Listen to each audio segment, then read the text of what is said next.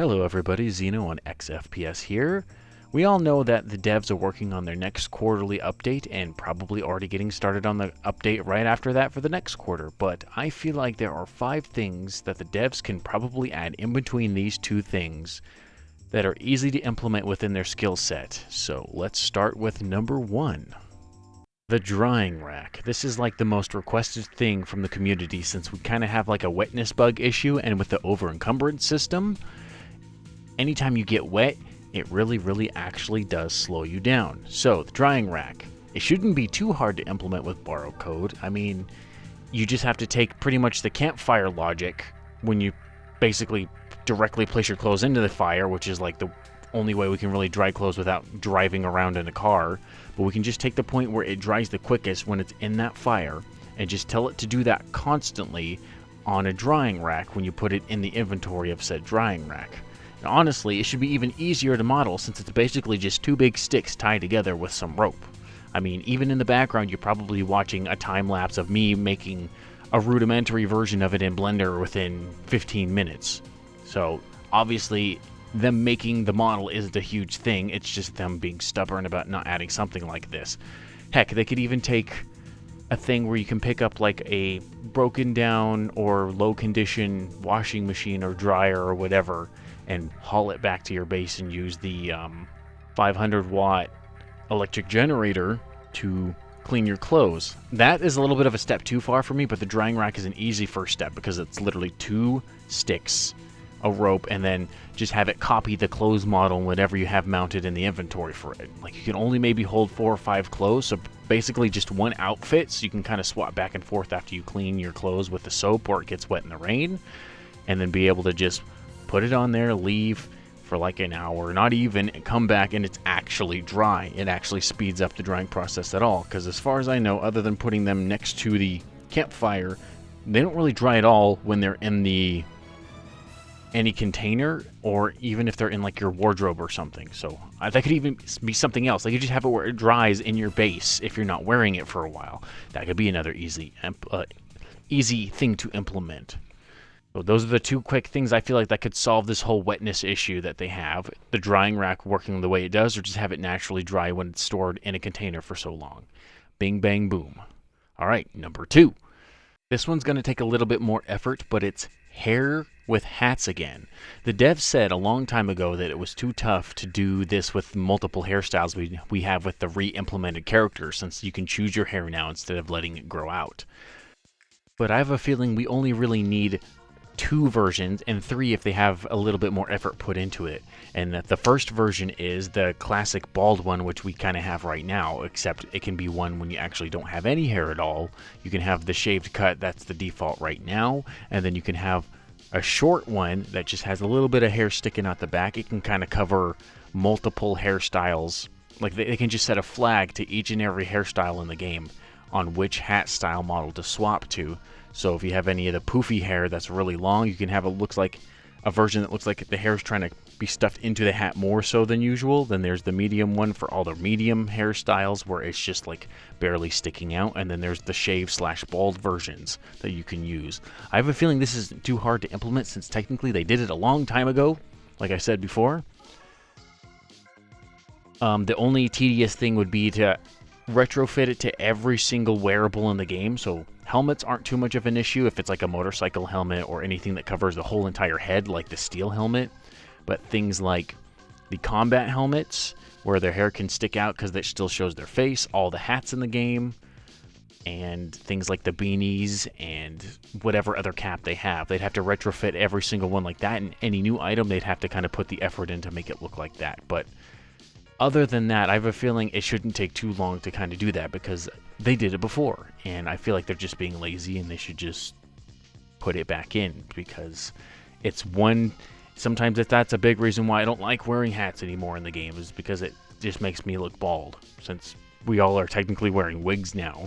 At least it looks like that way sometimes with some characters. But let's move on to number 3.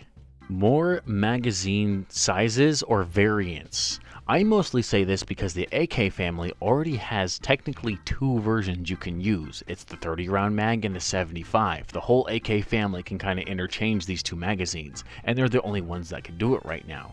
So having a few for each and every gun shouldn't be too much work to do unless they have to hand model the extended mag versions. I mean, they could put placeholder models in the meantime, but having like a 1911 12 round mag instead of only the 7 round mag would be freaking fantastic. Having a drum magazine for the MK18, having a 10 round mag for the MP5, it would just add a lot of variety and versatility to these kinds of guns. Because imagine you're surviving out, you go to a police station and you find an MP5. Great, you instantly assume, okay, this gun's always going to have a 30 round mag. Well, maybe not in this adventure. You might actually find a 10 round mag first, and you're just going to have to deal with using that shorter magazine until you find or buy something bigger like the traders.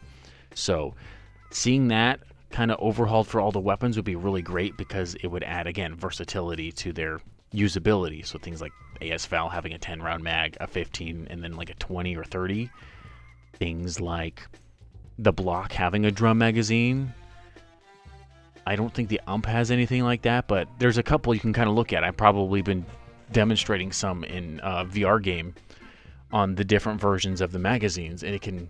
Oh wait, no, even the LMG, one of the LMGs in the game technically can take the M16 magazines, and then the 100 round drum, it's not a drum, it's a belt. That can be, you know, those are the two things in the game. I can't believe I forgot about that. I haven't found that gun in so long. But having more variants would definitely like add a quality of life to the game. So yeah, more mag size variants. Let's move on to number 4. The doing stuff while you're resting or sitting quality of life improvement overhaul. Now, we already know that the eating while sitting on like chairs or lying down on the ground is coming. We saw the Twitter post about it. And if you didn't, well, good news, it's coming. But right now, as of right now, they don't have any plans to let you do that while you're in the car, I believe. And you won't be able to do other things like load magazines or craft while you're in those positions. So even if you're sitting on a bench in your base, you can't sit there and add bullets to your 1911, or you can't even do that in the car. And I have a feeling they should be able to do that quite easily, and it would give your passengers an ability to actually be somewhat useful as you're getting ready to go do a raid, getting ready to go do a bunker run, or you're just trying to organize things while you're driving to your next location or destination. It would definitely help. So implementing that feature is definitely like a little tricky, because when, like, imagine they enable crafting. Like, I'm trying to make an improvised sewing kit while my brother's driving the truck. Obviously, whenever you craft something in the game, it just drops it in the vicinity. I feel like they should add a special flag when you're in the truck that it either goes into the truck's inventory or your backpack instantly. And if there's no room for either, that's when you drop it anyway. But having that feature at all would help you feel more useful as you're just sitting there not doing anything unless you're actually getting shot at in the car. So that's the big thing in this next, like, part 2 of their update for the eating quality of life improvement, is to let you do other things while sitting down. So that's number 4. Let's move on to number 5. Number 5 is actually the easiest out of all of these for me to see them implementing, other than the eating quality of life, because they already announced that they're working on it. And that's just to make base building elements, or at least the foundations, remove foliage when you place them. They already have this coded in the game for when you're planting gardens, and it removes all the grass in that area. Why don't they do that with the foundations? It makes the whole, like, immersion of building a base so much better if it didn't have grass sticking out. I know so many people who have to build their foundations 6 feet up just to make sure nothing clips through, because it bothers the crap out of you as you're trying to make your base as nice as possible. So just implementing this feature would fix so much of that. I don't know how much it would make the game unstable, because obviously you're allowed to plant more than one gardens in your own server settings, but that just seems like a very simple thing. You just make the stick foundation, since that's the one you always plant first before you start upgrading it. Remove the foliage, and boom, so much of the base building would be nicer even before we get all the furniture, if they even ever want to do that. So that's number 5. Ooh, I just figured out there's a bonus number 6. I just thought of this. Number 6 is totally unscripted and off the thing. I was wondering why I forgot about this. It is a server setting, and this is a very particular one. I apologize, because they couldn't just implement this like vanilla, you'd have to be a server setting to let specific objects never despawn in your base. This would be a big one in terms of decorating the base, because you've seen so many clips back when they were trying to demonstrate the modular vehicles, where they had like a garage and it was filled to the brim with junk and all these car parts and stuff. Imagine enabling a server setting or like a .json file that has it where specific things you can type in don't despawn in your base. So things like gas lanterns, all the car modular parts, because you can still paint them, not on the car. So imagine having spare parts just kind of splattered around in your garage to make it really look like it's a lived-in place with a garage. That would fix so much of the furniture issue you would have in the game. Things like that, the portable work lights, so lighting in general can still be supported. You already have this turned on for things like the electric generator, the fridge. I think there's one more thing, things like the charging battery stations.